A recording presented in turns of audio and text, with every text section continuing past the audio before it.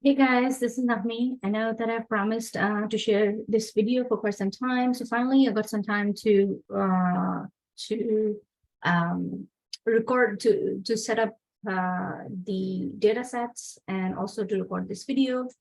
So thank you for watching this. And just a little bit about myself. My name is Navni, and I'm part of the later research team. And I'm from Canada, and I have a PhD in computational design.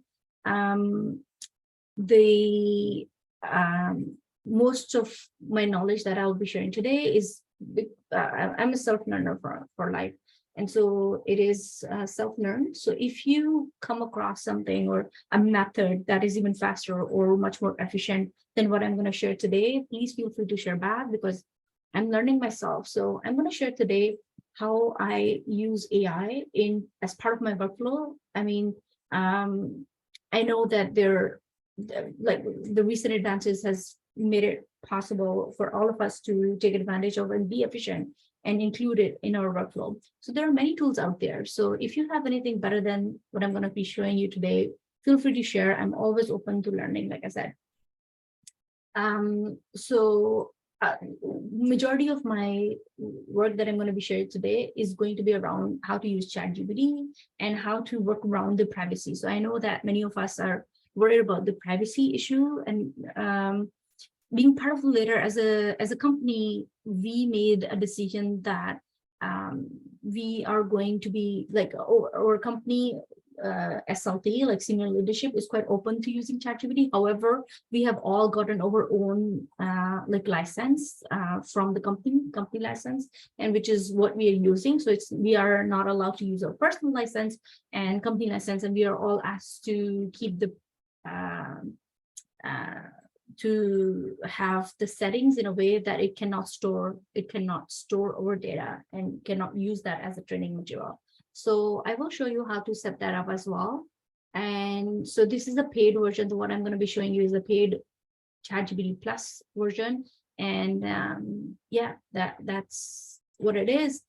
Just a caution that if your company is against using ChatGPT, I would avoid using it, but I'm going to share some tricks that you can use it without without having any identifiable data in your data set.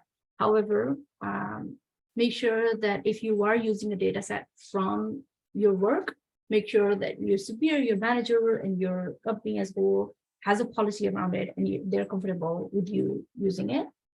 So that's just a disclaimer. And another disclaimer is that I'm self-taught Python user. I'm a self-taught R user. So if there's anything that you feel like you want to let me know, feel free to, share. So, okay, here it begins. I'm going to share my screen.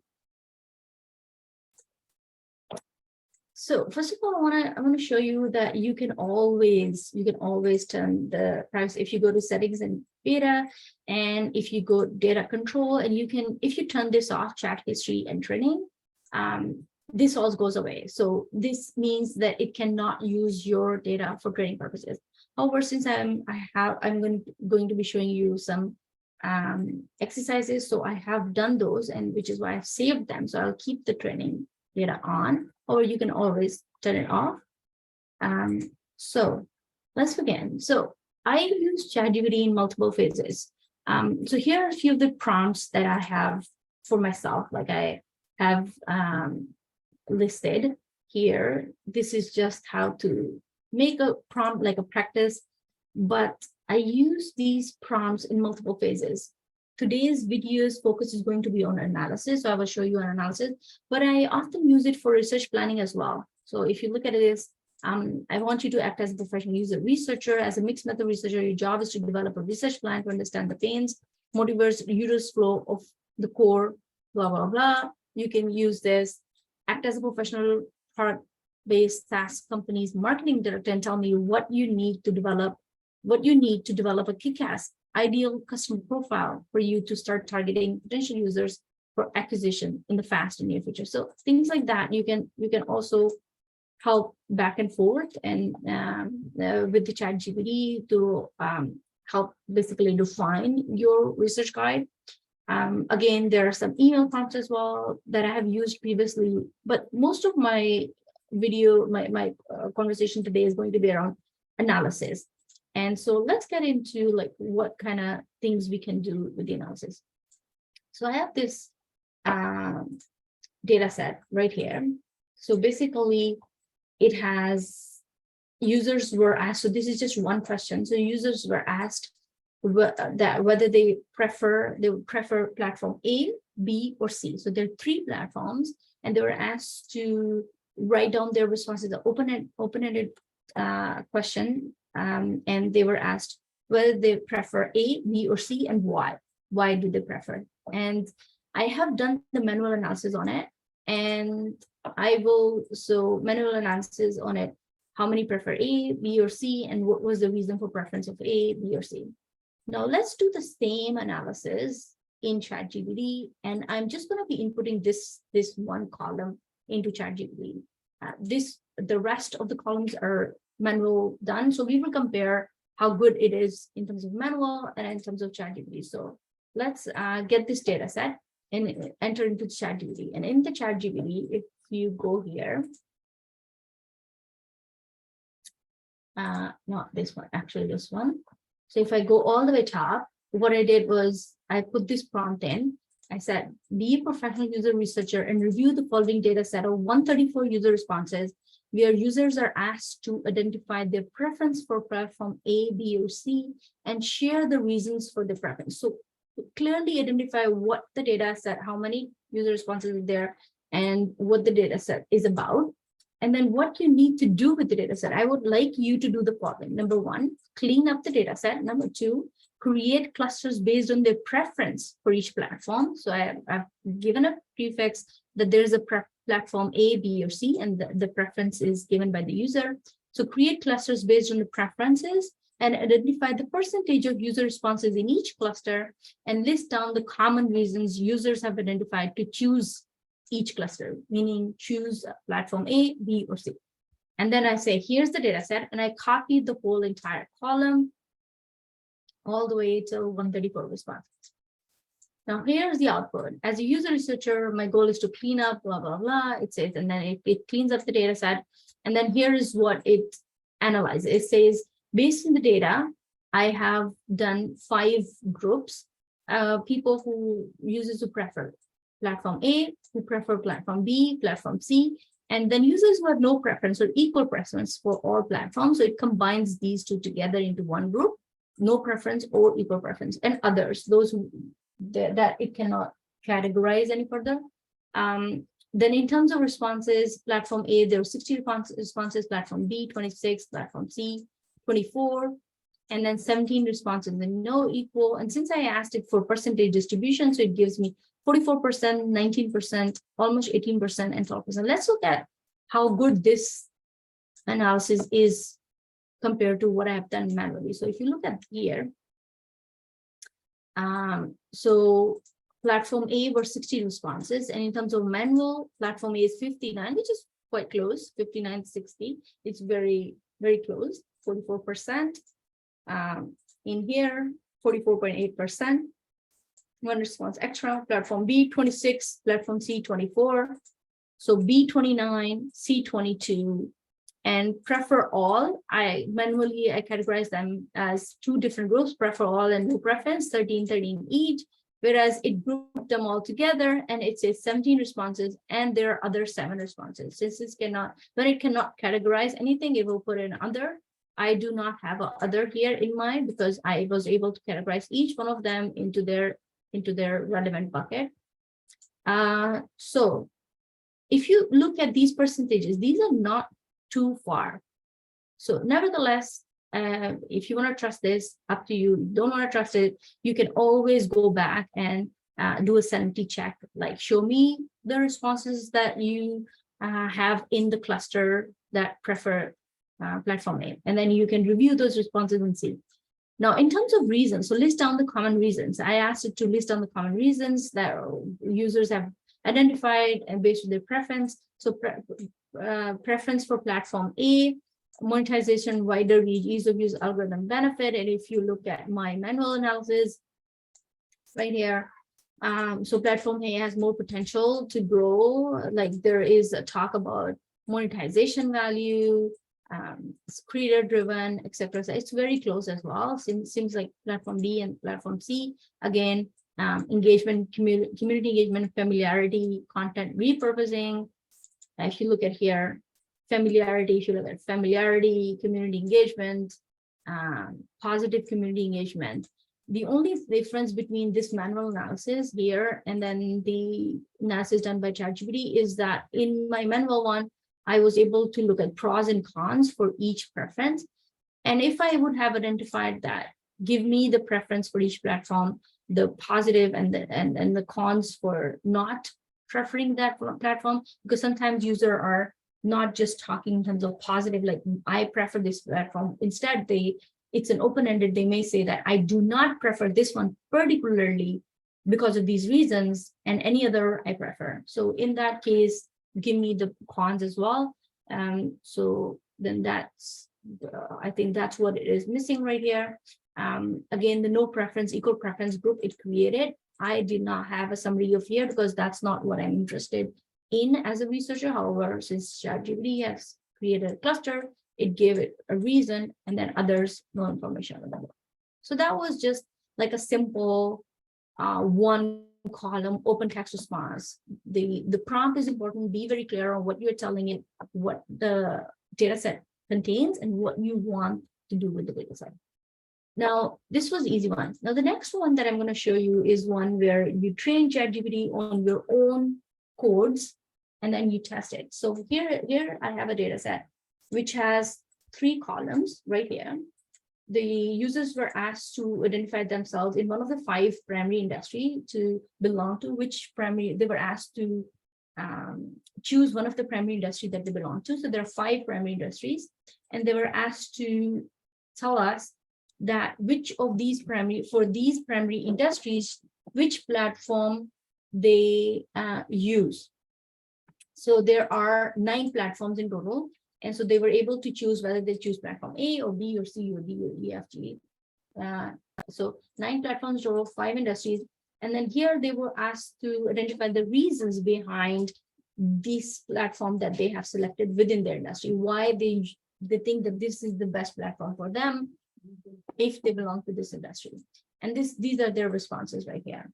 And based on the responses, I manually coded the first 50 responses. So the one highlighted in yellow are the ones that are manually coded. And if you notice that each response can be coded into multiple codes, because there are could be multiple things that have been talked in one response, and there could be multiple buckets that the same response can be existing in.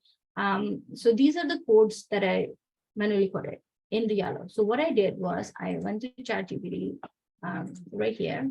So if I go all the way up, so I told it, I want you to act as an expert user researcher and analyze open text user data and help me add themes and codes to each user response.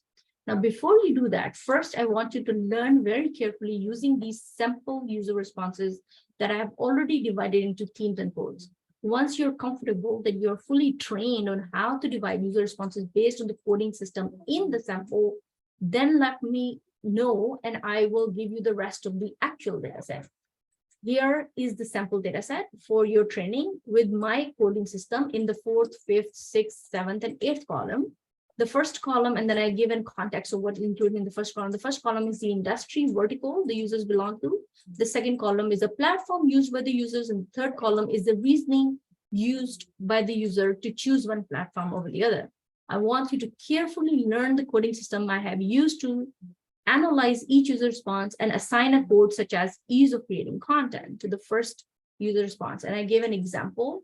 And then please let me know once you have learned the coding system in this sample data set. And then I copied the sample data set exactly as is. Like I copied literally so 1, 2, 3, 4 till H, and then all the way down till this yellow. So these are 50 data points. So I gave that, pasted it right here all the way, and then here it says, thank you for sharing the sample data set with the coding system. The codes or themes were useful insights into why users choose particular platforms. The themes include, and now it is basically telling me back that these are the themes that you have identified in your system. Ease of creating content, exploring what, and then it explained what this themes is based on its own knowledge. But basically, it exactly says the themes that I want it to divide the set on. Now, my next prompt was, okay, perfect. So here's the actual data set I want you to analyze. Please use the coding system mentioned above and assign these codes to each user response very carefully based on the analysis. Note that one response may have multiple themes or codes assigned to it. So arrange them accordingly. I would like the results provided in form of .csv file with the clear delimiter between each column, such as this. And then I copied the next, so I didn't give it the whole data set again. I want to test it. So here's the test. So I copied the next only 25, the one highlighted by the green highlighter. I only give the next 25 data set, and I told it to that this is the actual data set I said, and I copied the data set and said, give me the CSV file with the themes. So it says certainly, and then it copied the themes again. So these are the themes, and then it says, here is the CSV file with everything in it. So I copied this code, and here's the test data set. So if you look at, these are the 25 that I gave it to it. Now, if you look at it, the first one is this one, higher engagement. The codes that it has ended up higher engagement, brand, collab feature, audience trust. So in this one, let's look at the first one, this one. If you look at it here, this is, again, I have done this manually, so I can compare the test results, whether they are accurate or not. Wider range, higher engagement, brand collab features, more engagement, higher engagement, my choice. And so if you look at it here, higher engagement, brand collab, audience trust is something that it added up. But if I look at this thing, seems like audience trust could also be added into this. Brand collab is already here, higher engagement. The next one was higher engagement. The next one is my choice, higher engagement, my choice, reach ideal community, audience trust. Well, it's almost because of the community. This is the sentence response, so it may fall into audience trust as well. So here is your real test, whether you want to ease of creating content, and then this was also ease of creating content, which is great. So here is your test. You have to analyze whether it has learned the codes or not. Now, for me, it worked really well, and then I went ahead and I said, okay, this is amazing. Now, thank you. Give me the exact Python code you used to do this analysis above. Assume that the data has been provided in a CSV file as an input, and the result is also generated as a CSV file. I want to see the exact programming code you used in Python. Can you do that? It says, I apologize for the confusion. I did not actually use a Python for the analysis. It was manually generated based on themes mentioned. However, you can achieve similar results by using Python to read and analyze the data. And then it says, here's the Python code. And then it gives me the Python code with the themes. Now, if you notice, these are like how many? 1, 2, 3, 4, 5, 6, 7, 8, 9 themes. And if you remember from the top, there are at least 20 themes that I gave it to get trained on. So it's just 9 themes. And I'm a little bit confused. And I said, I don't think the Python code includes all the themes. I only see 9 themes in the code. However, I have training data set had the following, sorry, there's a bit of typo. However, the training data set I had given to you had the following 20 themes and codes above. Can you fix the Python code by adding all themes and codes? And then I copied the themes, the 20 themes that I've given it. And then it says, certainly apologize for your side below is the updated Python code. And then And if you notice, in each theme, ease of creating content, so because this is the theme that I want, and these are the listeners, so it's listening to anything word that is easy to create, easy to use, it will tag as that. So I copied this into the PyCharm, like the Python IDE editor, And I added more words here just because the words that it used here in here are just like very limited. They're like just 2 or 3, and I want to use more. So for each theme, I went ahead and I added more of these words. So anything that is similar or existing like that, then this theme will be added. So there are all the themes, and then I changed the file name, the input file name. So if you look here, it says the input.csv, and then it also tells me replace the input.csv with your actual input file. So I replaced that with the path of my file, and I changed the output as well, output.csv. And then I run this Python code. Once I run this Python code, let me show you the output. So here's the output data. It was a CSV file with the delimiter, and I copied it. And if you look at it, it has very beautifully like code five codes, code 1, code 2, code. I don't need these titles. All I need is these codes. So if I look at it, I can analyze each one. I can do like a random sanity check and look at if the coding has been done properly or not. Like I can spend some time, like I've saved so much time, so I can spend now time just making sure that the codes are being assigned properly. And well, no, this is what I have ended up with. And then you can, in my case, I was producing graphics based on these codes. And so you can do like, this is what you want the codes out from it, and this is what you got. And so it was very easy with it. Thank you so much for watching these. This is all I got for today. However, if you have any questions or any follow-up, I am going to open up a 1-hour session where you can come join and maybe share your own ideas, or maybe if you have a follow-up to this video, you can feel free to attend that session. It will be somewhere around next week. Like I said, anything that I've shared with you today is based on my own experimentation and learning, and my own understanding, and the Python and R that I've used and I often use in my workflow I have self-learned those. So if you know a way which is better than this, and if you are doing something which is beyond or more advanced, I would love to hear that. And as always, thank you so much for watching me. Take care and have a great night.